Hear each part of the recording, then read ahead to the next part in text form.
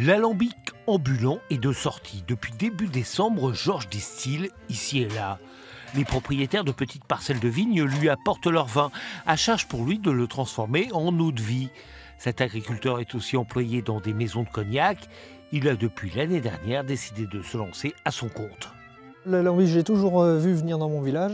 La personne qui l'avait a décidé d'arrêter de prendre sa retraite l'année dernière et j'avais envie de conserver toute cette vie qu'il y avait autour de cet alambic et puis de continuer à le faire fonctionner.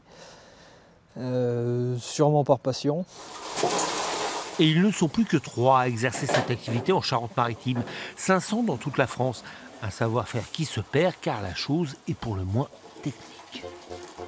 Notre vin en ébullition dans la chaudière, les premières vapeurs passent dans l'oignon, passent par le col de cygne le plus haut, les vapeurs sont recondensées dans le réchaud-vin, recoulent en liquide dans la deuxième partie de l'oignon, prennent le col de cygne le plus bas et vont se faire recondenser dans le réfrigérant. Et sort l'eau de vie. 100 litres de vin permettent de produire entre 10 et 15 litres d'eau de vie. Quant à la qualité... Si on m'amène du vin mauvais, je ne pourrais pas transformer ça en bonne eau de vie. Je fais que de la concentration d'arômes. Si on m'amène des bons arômes, je vais arriver à concentrer des bons arômes. Si on m'amène des mauvais arômes, je vais concentrer des mauvais arômes. Sur chaque litre d'alcool, l'État prélève environ 8 € de taxes. L'activité est encadrée et déclarée, mais les clients de Georges n'ont pas souhaité être filmés.